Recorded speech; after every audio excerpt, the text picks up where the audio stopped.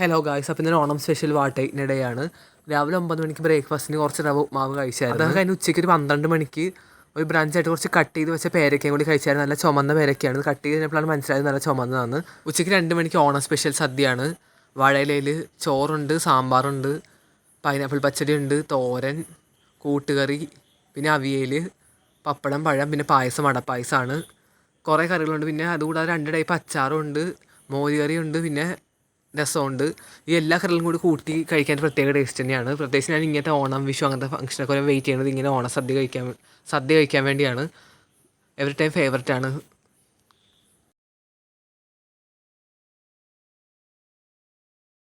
സദ്യ കഴിച്ച് കഴിഞ്ഞാൽ സെയിമിനെ തന്നെ അടപ്പായസം, പഴവും പപ്പടവും കൂടി കൂട്ടി മിക്സ് ചെയ്ത് കഴിച്ചായിരുന്നു.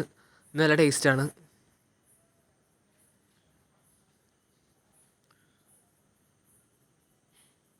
വൈകുന്നേരം 7 മണിക്ക് ഡിന്നറിന് ചോറുമിന് ഉച്ചത്തെ കുറച്ച് കറികളൊക്കെ ബാക്കിയുണ്ടെങ്കിൽ അതും ആണ് കഴിച്ചത്. അപ്പോൾ അന്ന് ആകെ ഇത്ര കഴിച്ചിട്ടുള്ളൂ.